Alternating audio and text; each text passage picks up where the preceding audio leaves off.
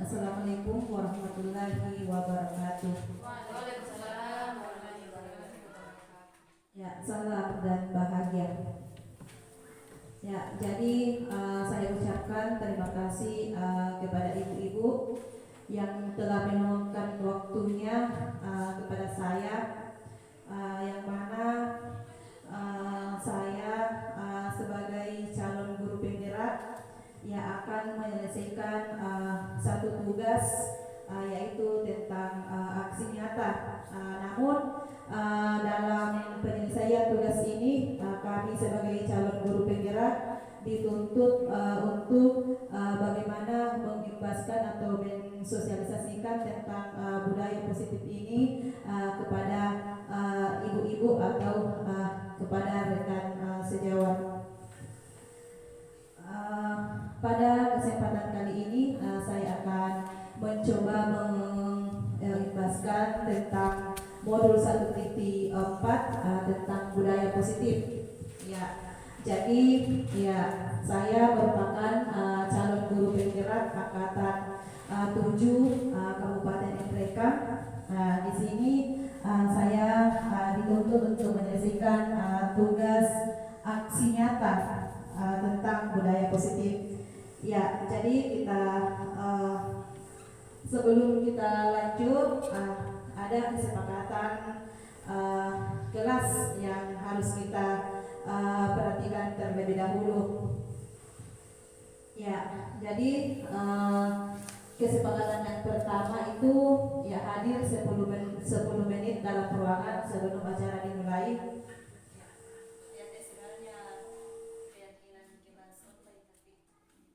Selanjutnya, ya semua peserta itu harus berperan aktif nantinya. Jika ada yang ingin ditanyakan, boleh dipertanyakan, atau masih ada kesepakatan yang mau ditambahkan oleh ibu atau bagaimana? Ya, jadi kita lanjut ya. Ya. Jadi ada pertanyaan pemantik. Ya, yang pertama itu apakah makna dari budaya positif itu sendiri? Kemudian yang kedua, ya apakah contoh penerapan budaya positif yang kita telah terapkan di sekolah? Ya, jadi kita lanjut. Nah, di sini ada pembahasan sedikit tentang budaya positif. Namun mengenai budaya positif ini mungkin sudah tidak asing lagi bagi ibu, ya karena budaya positif ini mungkin kita sudah membuka platform Merdeka Mengajar. Nah, tentunya ini ada juga pembahasan di dalamnya. Nah, budaya positif itu merupakan nilai-nilai dan kebiasaan-kebiasaan yang berpihak pada peserta didik agar mereka dapat berkembang menjadi pribadi yang berkarakter, disiplin, santun, jujur, peduli, serta menjadi pribadi yang bertanggung jawab. Ya, jadi itulah sedikit pembahasan tentang budaya positif. Kemudian pertanyaan yang kedua tadi, apakah contoh penerapan budaya positif yang telah kita terapkan? Ya, jadi contoh-contoh budaya positif yang kita telah terapkan itu mengenai tentang nilai-nilai kebijakan universal, nilai-nilai kebajikan dari profil pelajar Pancasila. Nah, yang mana untuk menciptakan bagaimana peserta didik kita menjadi seorang pelajar yang memiliki karakter pelajar Pancasila. Yang mana bagaimana kita menerapkan budaya-budaya positif kita kepada peserta didik sehingga peserta didik kita memiliki keimanan, ya bertakwa kepada Tuhan Yang Maha Esa. Kemudian yang selanjutnya bagaimana kita menerapkan budaya positif sehingga peserta didik kita bisa mandiri, bernalar kritis, berkebinekaan global, bergotong royong, serta kreatif. Ya, selanjutnya ya perubahan paradigma tentang teori kontrol. Nah, menurut paparan dari William Glasser, dalam kontrol teori yang meluruskan tentang miskonsepsi tentang makna kontrol. Nah, kita sebagai guru ya yang dulunya itu selalu beranggapan bahwa ilusi guru mengontrol murid. Ya, jadi di sini ada penjelasannya sedikit. Ya, pada dasarnya kita tidak dapat memaksa murid untuk berbuat sesuatu jikalau murid tersebut memilih untuk tidak melakukannya. Jadi yang perlu kita ubah di sini kebiasaan kita yang dahulunya ya selalu memaksakan apa yang menjadi keinginan kita terhadap peserta didik. Ya, jadi itu sebenarnya harus diubah. Ya, pemikiran yang harus diubah. Jadi kita harus memberikan kebebasan kepada peserta didik apa yang mereka inginkan, apa yang mereka ingin lakukan, ya yang tentunya kita awasi karena semua tindakan-tindakan yang dilakukan oleh peserta didik itu ada tujuan tersendiri. Ya, tinggal kita mengamati apakah dia mengarah ke hal yang baik atau tidak. Kemudian yang kedua, ilusi bahwa semua penguatan positif efektif dan bermanfaat. Nah, penguatan positif atau bujukan adalah bentuk-bentuk kontrol. Nah, segala usaha untuk mempengaruhi murid agar mengulangi suatu perilaku tertentu adalah suatu usaha untuk mengontrol murid tersebut. Kemudian, ilusi yang ketiga bahwa kritik dan membuat orang merasa bersalah dapat menguatkan karakter. Ya, dulunya itu kita beranggapan bahwa jika kita memberikan kritik terhadap seseorang, kritik tersebut itu merupakan suatu hal yang dapat membangun. Nah, mereka belajar untuk merasa buruk tentang diri mereka. Mereka menggunakan kritik dan rasa bersalah untuk mengontrol murid menuju pada identitas gagal atau dialog dari diri yang negatif. Selanjutnya, ilusi yang keempat bahwa orang dewasa memiliki hak untuk memaksa. Ya, banyak orang dewasa yang percaya bahwa mereka memiliki tanggung jawab untuk membuat murid-murid berbuat hal-hal tertentu. Ya, apapun yang dilakukan dapat diterima selama ada sebuah kemajuan berdasarkan sebuah pengukuran kinerja. Jadi pada saat itu pula orang dewasa akan menyadari bahwa perilaku memaksa tidak akan efektif untuk jangka waktu yang panjang dan sebuah permusuhan akan terbentuk. Ya, jadi kita beranggapan bahwa orang dewasa memiliki hak untuk memaksa. Sama halnya juga kita, misalnya di sekolah, ya ada keinginan kita untuk harus dilakukan oleh peserta didik. Tapi nyatanya ya kita memaksa peserta didik tersebut. Nah, peserta didik dia melakukan, tapi dia hanya karena terpaksa. Nah, pada saat itu dia melakukan dan untuk waktu jangka pendek maka mereka akan mengulangi lagi apa yang telah kita sarankan kepada mereka. Jadi kita lanjut. Nah, ini ada tentang stimulus respon dan teori kontrol. Nah, kalau stimulus respon ya nyatanya atau realitas kebutuhan kita sama. Jadi dulu kita beranggapan bahwa semua kebutuhan kita sama. Tapi kalau di teori kontrol dia mengatakan bahwa kebutuhan kita berbeda. Jadi bisa nanti kita baca pada modul yang dibagikan bagaimana tentang stimulus respon dan bagaimana tentang teori kontrol. Ya, jadi kita lanjut. Selanjutnya makna disiplin. Ya, kata disiplin sering diartikan dengan tata tertib, teratur, dan kepatuhan pada peraturan. Ya, kata disiplin juga sering dihubungkan dengan hukuman. Padahal itu sungguh berbeda karena belajar dengan disiplin tidak harus dengan memberikan hukuman. Justru itu adalah salah satu alternatif terakhir, kalau perlu tidak digunakan sama sekali. Ya, jadi kebiasaan-kebiasaan kita selama ini, ya, bagaimana untuk menerapkan disiplin terhadap peserta didik kita. Misalnya ada aturan di sebuah sekolah bahwa pada saat kita ke sekolah, ya kita harus menggunakan pakaian yang rapi, berpakaian yang lengkap. Nah, misalnya pada suatu hari ya ada peserta didik yang tidak menggunakan salah satu atribut, misalnya tidak menggunakan dasi. Nah, dulunya kalau misalnya ada peserta didik yang tidak menggunakan dasi pasti kita hukum, ya ada hukumannya. Tapi nyatanya menghukum itu tidak boleh sama sekali dilakukan. Nah, kita sebagai seorang pendidik di sini tujuan kita adalah menciptakan bagaimana anak-anak yang memiliki disiplin diri sehingga mereka bisa berperilaku dengan mengacu pada nilai-nilai kebajikan universal dan memiliki motivasi intrinsik bukan ekstrinsik. Ya, jadi maksudnya di sini kita sebagai guru bagaimana kita memberikan contoh kepada peserta didik kita sehingga mereka terdorong atau termotivasi terhadap diri kita, bukan kita yang selalu memaksa sehingga yang dia lakukan itu hanya ada kegiatan yang terdorong dari luar. Ya, selanjutnya 3 motivasi perilaku manusia. Ya. Jadi maksudnya di sini 3 motivasi perilaku manusia. Jadi ya ada suatu dorongan untuk bagaimana manusia melakukan sebuah kegiatan. Yang pertama, untuk menghindari ketidaknyamanan atau hukuman.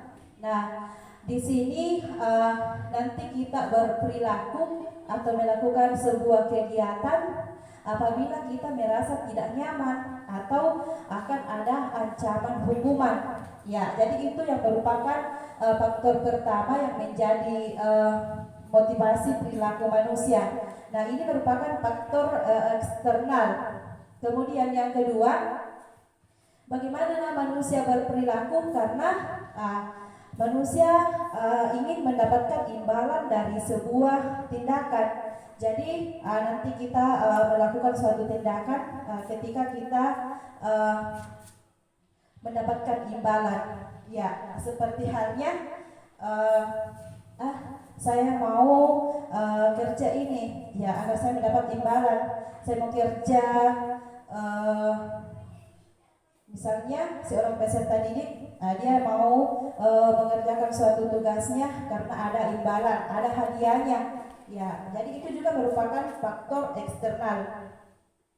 Kemudian motivasi yang ketiga, untuk menjadi orang yang mereka inginkan dan menghargai diri sendiri dengan nilai-nilai yang mereka percaya. Ini merupakan faktor internal. Ya, ini kita berperilaku karena memang dorongan dari dalam. Ya, kita menghargai diri kita sendiri dan kita ingin menjadi orang yang kita inginkan. Misalnya saya mau ingin sukses, makanya ya saya rajin belajar. Itu merupakan salah satu contoh motivasi perilaku yang merupakan faktor dari dalam. Kemudian hukuman dan penghargaan. Ya, hukuman, konsekuensi dan restitusi. Ya, hukuman, konsekuensi dan restitusi. Dalam menjalankan peraturan ataupun keyakinan kelas atau sekolah, bila mana ada suatu pelanggaran, tentunya sesuatu harus terjadi. Nah, untuk itu kita perlu meninjau ulang tindakan penegakan peraturan atau keyakinan kelas atau sekolah kita selama ini. Tindakan terhadap suatu pelanggaran pada umumnya berbentuk hukuman ataupun konsekuensi. Nah, dalam modul ini akan diperkenalkan program disiplin positif yang dinamakan restitusi. Ya, restitusi itu adalah proses menciptakan kondisi bagi murid untuk memperbaiki kesalahan mereka. Ya, ini ada tentang penjelasan bagaimana hukuman dan identitas disiplin, identitas gagal dengan identitas sukses. Nah, misalnya hukuman. Nah, hukuman itu sesuatu yang menyakitkan atau harus terjadi. Nah, kalau konsekuensi itu sesuatu yang harus terjadi. Sedangkan kalau restitusi merupakan pilihan. Ya, jadi di sini jelas perbedaannya. Jadi bisa dibaca nanti di modul yang telah saya bagikan. Kemudian dihukum oleh penghargaan. Ya, di sini kawan berpendapat bahwa selanjutnya juga mengemukakan beberapa pernyataan dari hasil pengamatannya selama ini tentang tindakan memberikan penghargaan yang nilainya sama dengan menghukum seseorang. Ya, jadi yang pertama itu pengaruh jangka pendek dan jangka panjang. Ya, kemudian ya maksudnya di sini memberikan penghargaan itu tidak selamanya dia mengarah ke hal yang positif, tetapi ada pengaruhnya. Yang pertama pengaruh jangka pendek dan jangka panjang. Kemudian penghargaan tidak efektif, penghargaan yang merusak hubungan. Kemudian penghargaan juga bisa mengurangi ketepatan, bisa juga mengurangi kualitas. Kemudian penghargaan juga bisa mematikan kreativitas, dan penghargaan juga merupakan suatu hal yang bisa menghukum. Nah, di sini ada perbedaan jelas antara hukuman dan konsekuensi. Kalau hukuman itu sesuatu yang menyakitkan dan harus terjadi, sedangkan konsekuensi sesuatu yang harus terjadi.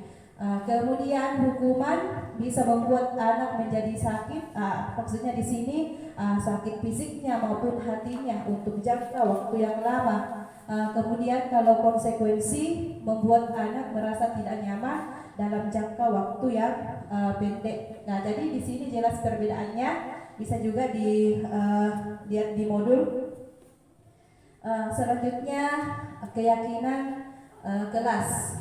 Ya, jadi keyakinan kelas. Ya, jadi ini keyakinan kelas ya mungkin merupakan suatu hal yang baru, karena selama ini kita kenal hanya dengan aturan. Ya, jadi mengapa tidak peraturan saja? Mengapa harus keyakinan kelas? Nah, mengapa kita memiliki peraturan tentang menggunakan helm pada saat mengendarai kendaraan roda 2 atau motor? Ya, jadi kemungkinan jawaban kita adalah untuk keselamatan kita sendiri. Nah, kemudian yang kedua, mengapa kita memiliki peraturan tentang penggunaan masker dan mencuci tangan setiap saat? Ya, kemungkinan jawaban kita adalah untuk kesehatan ataupun keselamatan. Nah, keyakinan kelas itu merupakan nilai-nilai keselamatan atau kesehatan. Inilah yang kita sebut sebagai suatu keyakinan, yaitu nilai-nilai kebajikan universal yang disepakati secara tersirat dan tersurat, lepas dari latar belakang suku, negara, bahasa maupun agama. Nah, nilai-nilai kebajikan ini menekankan pada keyakinan seseorang akan lebih memotivasi seseorang dari dalam. Ya, seseorang akan lebih tergerak dan bersemangat untuk menjalankan keyakinannya daripada hanya sekedar mengikuti serangkaian peraturan tertulis tanpa makna. Nah, kemudian murid-murid pun demikian, mereka perlu mendengarkan dan memahami arti sesungguhnya tentang peraturan-peraturan yang diberikan. Apa nilai-nilai kebajikan di dalam peraturan tersebut? Apa tujuannya? Dan apa yang menjadi tidak tertarik atau takut sehingga hanya sekedar mengikuti serangkaian peraturan-peraturan yang mengatur mereka tanpa memahami tujuan mulianya. Selanjutnya, nah ini tahap pembentukan keyakinan kelas. Ya, jadi tahap pembentukan keyakinan kelas yang pertama, keyakinan kelas bersifat lebih abstrak daripada peraturan yang lebih rinci dan konkret. Kemudian yang kedua, keyakinan kelas bersifat pernyataan-pernyataan yang universal. Kemudian yang ketiga, pernyataan keyakinan kelas senantiasa dibuat dalam bentuk positif. Kemudian keyakinan kelas hendaknya tidak terlalu banyak sehingga mudah diingat dan dipahami oleh semua warga kelas. Kemudian keyakinan kelas sebaiknya sesuatu yang dapat diterapkan di lingkungan tersebut. Ya, jadi kita sesuaikan dengan kondisi lingkungan tak. Kemudian yang keenam, semua warga kelas hendaknya ikut berkontribusi dalam pembuatan keyakinan kelas lewat kegiatan curah pendapat. Jadi maksudnya di sini ya kita harus melibatkan misalnya keyakinan kelas. Nah, jadi semua peserta didik yang ada di dalam kelas yaitu kita harus libatkan. Sama juga halnya jika kita membuat keyakinan sekolah, jadi semua warga sekolah harus ikut berpartisipasi. Jadi bukan hanya satu orang saja yang langsung membuat suatu keyakinan. Kemudian bersedia meninjau kembali keyakinan kelas dari waktu ke waktu. Jadi setiap saat atau misalnya jika ada waktu kita tinjau kembali bagaimana keyakinan kelas yang kita buat. Ya, jadi ini ada perbedaan peraturan dan keyakinan kelas.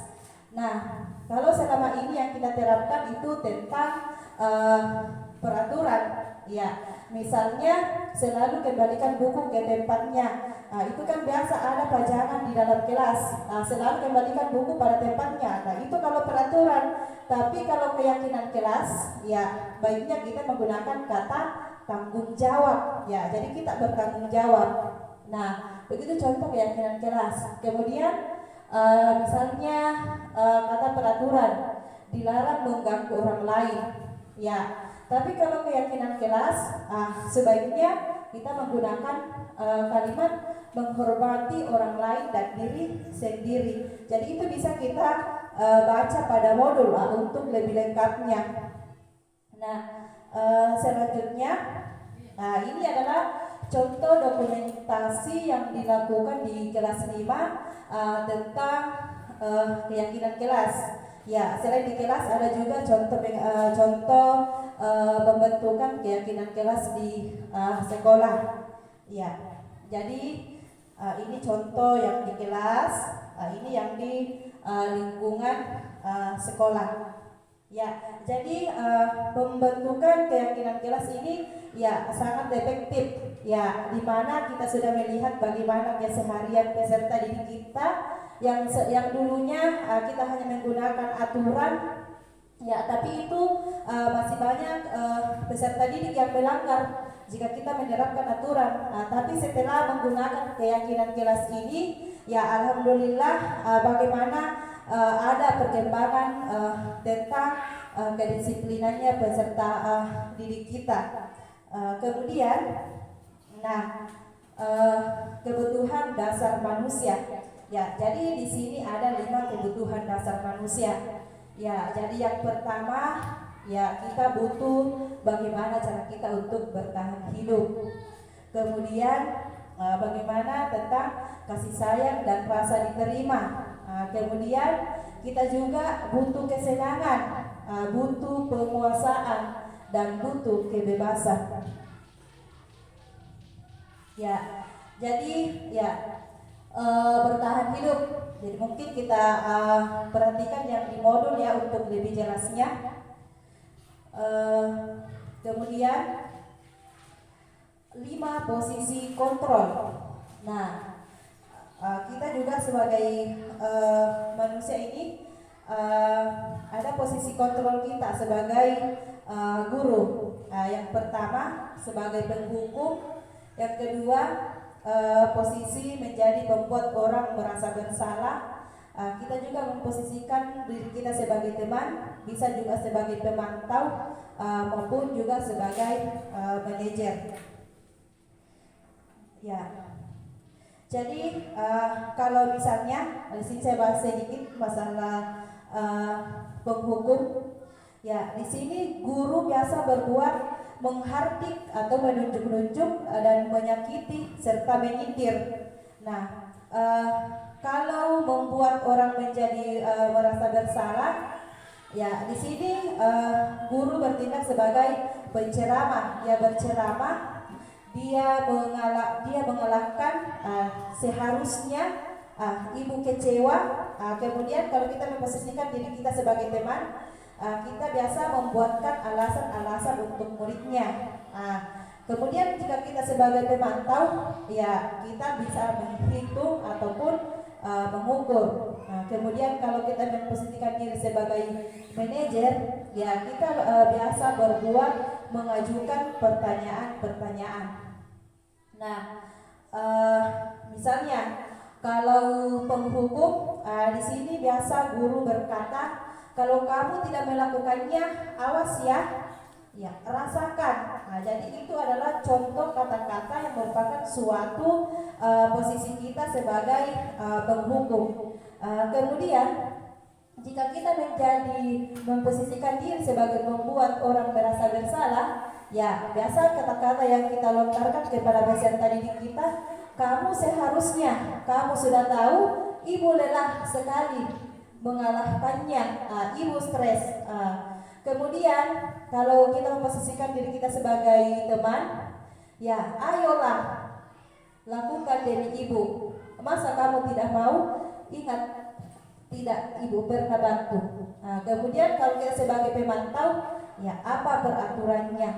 Nah, kalau kita sebagai manajer, apa yang kita yakini, apa yang bisa kita kerjakan untuk memperbaiki masalah ini?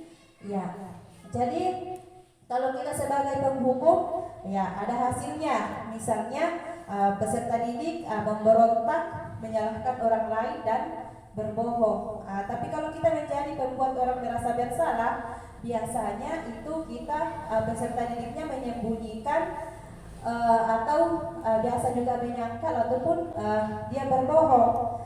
Kemudian kalau menjadi seorang teman, ya peserta didik biasa ada ketergantungan. Kemudian kalau menjadi pemantau, murid melakukan guru peraturan dan hukum dunia berkualitas. Kemudian kalau sebagai manajer, saya ulangi, kalau sebagai pemantau kita bisa menyesuaikan diri bila diawasi. Kemudian sebagai manajer itu dapat menguatkan pribadi.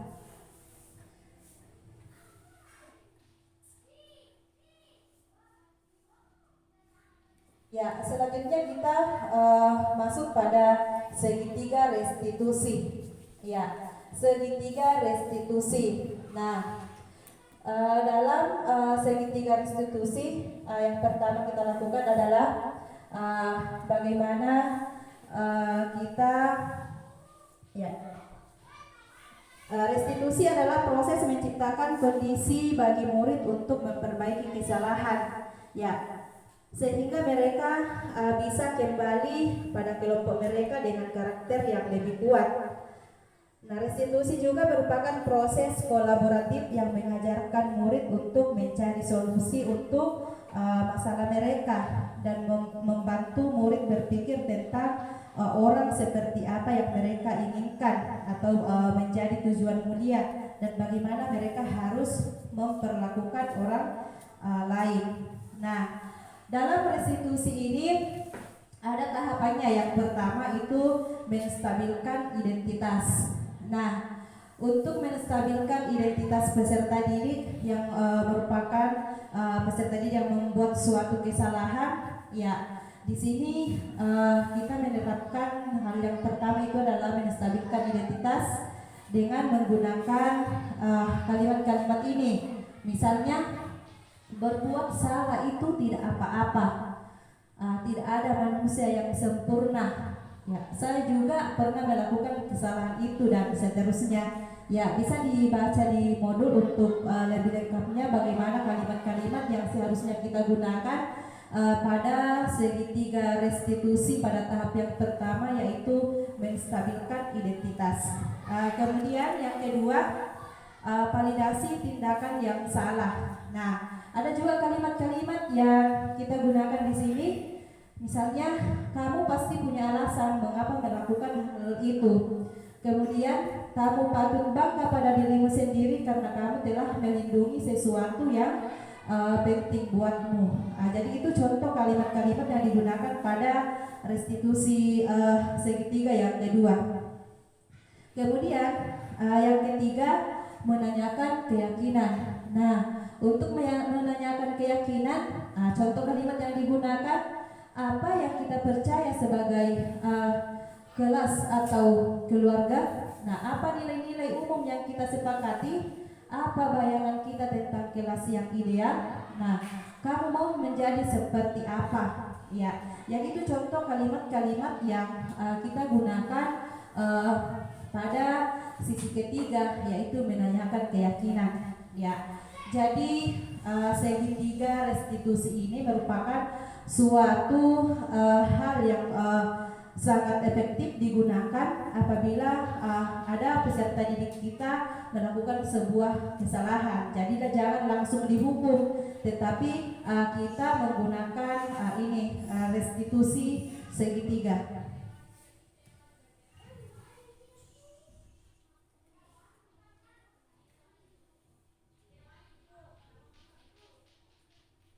Ya, jadi inilah pemaparan materi yang sempat saya bagikan kepada Ibu. Ya, mudah-mudahan ada manfaatnya. Nah, jadi ini contoh sebuah kasus yang terjadi di dalam kelas saya, di mana peserta didik mengalami suatu permasalahan. Nah, jadi ini saya sudah terapkan tentang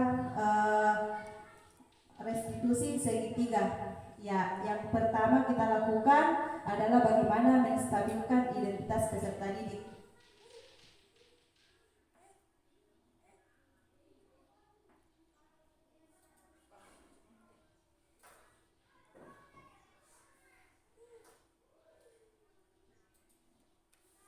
Ya, jadi inilah contoh kasus yang dialami oleh salah seorang siswa kelas 5 yang tidak mengerjakan tugasnya. Jadi di sini saya tidak menghukum, tapi saya menstabilkan identitasnya dengan menggunakan restitusi segitiga. Ya, jadi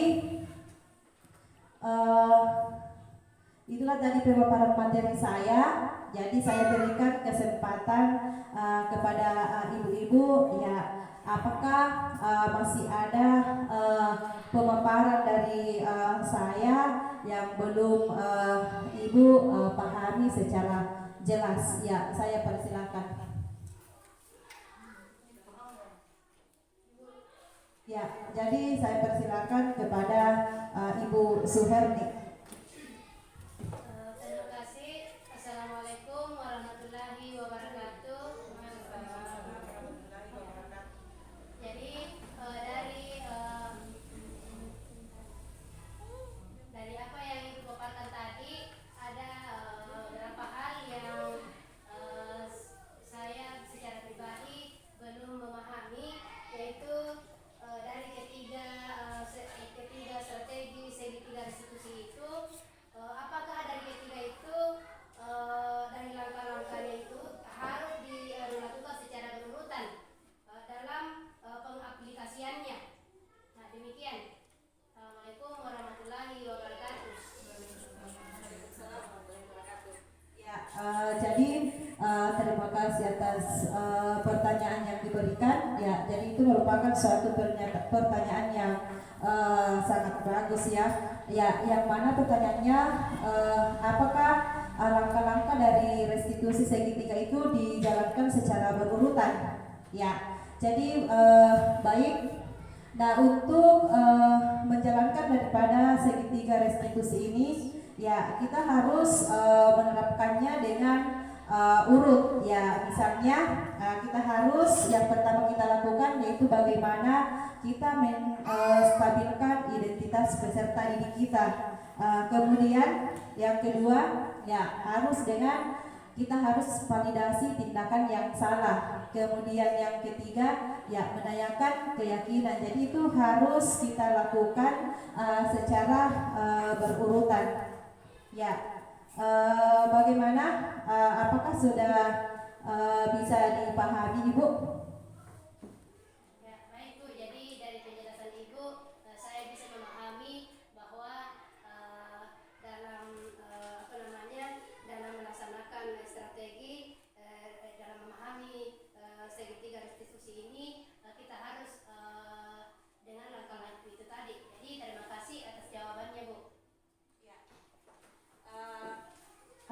masih ada yang ingin ditanyakan? Ya, jadi sudah tidak ada? Ya, jadi alhamdulillah ya saya ucapkan terima kasih atas kesempatan yang diberikan kepada saya. Ya, intinya saya ucapkan terima kasih. Saya akhiri dengan ucapan Assalamualaikum warahmatullahi wabarakatuh. Waalaikumsalam.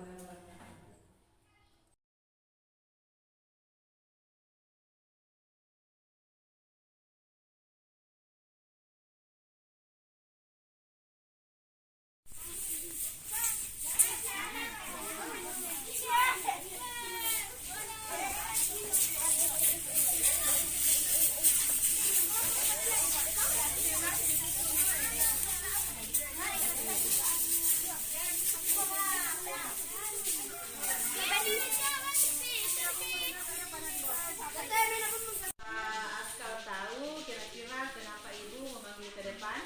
Iya. Kira-kira apa alasannya ibu panggil ke depan? Iya, jadi Muhammad Askal telah menyadari kesalahannya bahwa dia tidak menggunakan dasi, dia juga tidak menggunakan topi, dan bahkan juga bajunya itu tadi dia di keluar. Ya, jadi hal-hal seperti ini tidak apa-apa ya. Jadi bukan hanya Muhammad Askal yang melakukan hal seperti ini, masih banyak juga teman-teman di kelas lain yang melakukan hal seperti ini. Nah, kemudian kira-kira Muhammad Askal kan pasti tahu kenapa alasannya dia tidak menggunakan topi dan dia juga tidak menggunakan dasi. Karena barusan Muhammad Askal tidak menggunakan dasi dengan topi. Jadi kira-kira Muhammad Askal pasti tahu alasannya ya. Ya, jadi kira-kira apa alasannya? Ya, jadi Muhammad Askal itu tidak menggunakan topi dan dasi karena ketinggalan ya. Ya, jadi alasannya karena terlambat bangun. Nah, kira-kira jika kita berbicara masalah keyakinan kelas, kira-kira apakah Muhammad Askal tahu melanggar keyakinan kelas kita atau tidak? Tidak. Ya, jadi Muhammad Askal telah tahu bahwa telah melanggar keyakinan kelas. Nah, kira-kira keyakinan kelas apa yang dilanggar Muhammad Askal? Tidak. Iya, jadi Muhammad Askal tidak disiplin waktu. Nah, kira-kira kalau misalnya Askal mau memperbaiki dirinya untuk tidak melanggar lagi, kira-kira apa yang dilakukan? Iya, tidak melanggar peraturan dan akan memperbaiki ya kesalahannya. Akan lebih tidur lebih awal. Iya, jadi akan tidur lebih awal sehingga tidak terlambat bangun dan nasi topi juga tidak ketinggalan. Ya, terima kasih. Usalli farda maghribi salasa raka'ataini mustaqbilal kiblati adaan lillahi ta'ala.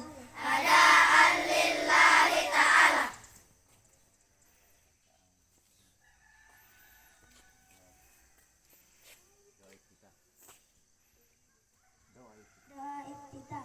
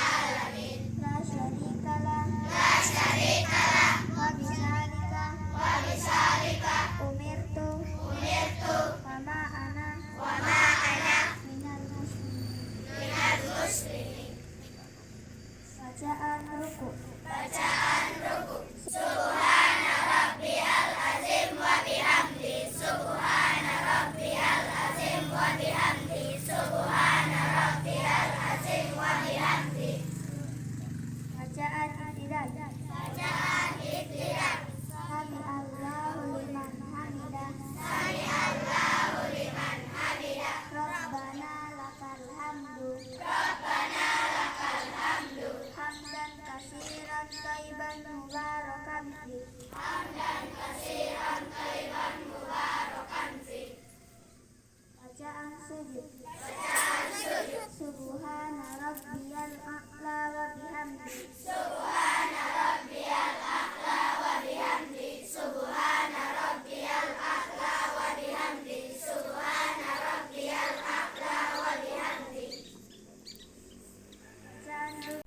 Assalamualaikum warahmatullahi wabarakatuh.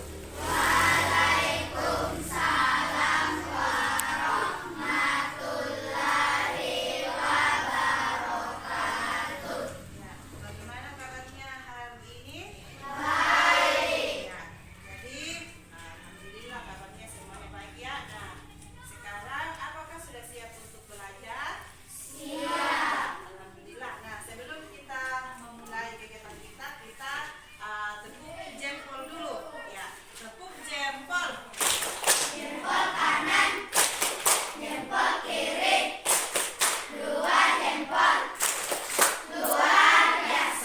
Ya, jadi sebelum kita memulai kegiatan pembelajaran, terlebih dahulu kita membuat keyakinan kelas. Ya, kita membuat keyakinan kelas. Kita membuat kesepakatan apa yang kita yakini yang ada di dalam kelas kita. Nah, keyakinan kelas itu berupa pernyataan-pernyataan yang positif. Nah, misalnya Ibu memberikan satu contoh. Nah, kemarin-kemarin kan kita menggunakan peraturan yang ada di kelas. Tapi nyatanya peraturan itu ya masih banyak yang melanggar. Karena peraturan itu Ibu sendiri yang buat, masih banyak yang melanggar. Nah, sekarang kita membuat keyakinan kelas. Ya, jadi kita terapkan keyakinan kelas. Nah, yang mana dalam keyakinan kelas ini kita membuat pernyataan-pernyataan yang positif. Nah, misalnya setiap hari kan kita membaca buku, kemudian buku yang kita ambil biasa kita kembalikan bukan pada tempatnya. Jadi itu bisa kita membuat suatu kesepakatan bahwa merapikan kembali buku setelah dibaca. Tapi kalimatnya itu terlalu panjang, jadi bisa kita membuat keyakinan kelas, misalnya bertanggung jawab. Nah, bertanggung jawab itu kan sudah membuat banyak contoh, misalnya mengembalikan buku pada tempatnya, meminjam buku teman kemudian dikembalikan dengan baik. Itu kan tanggung jawab. Jadi sudah dipahami membuat satu keyakinan kelas. Ya, sama juga halnya. Misalnya selama ini masih ada ya anak-anak yang ada di kelas 5 yang tidak menggunakan dasi. Ya, jadi kalau kita membuat kesepakatan, kita tidak boleh menggunakan kata-kata negatif. Misalnya tidak boleh melanggar peraturan. Itu adalah